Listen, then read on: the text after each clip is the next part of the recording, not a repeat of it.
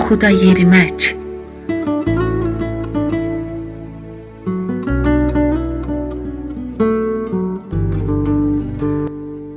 Gecə idi.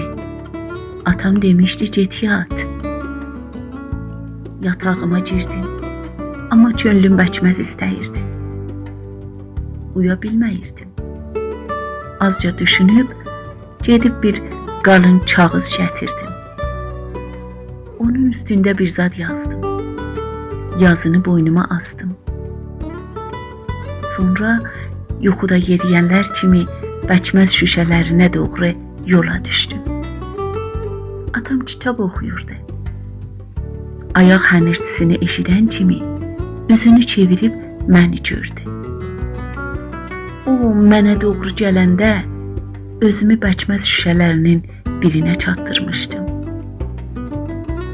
Atam boynumdakı yazını gördükdə onu oxuyub dayandı.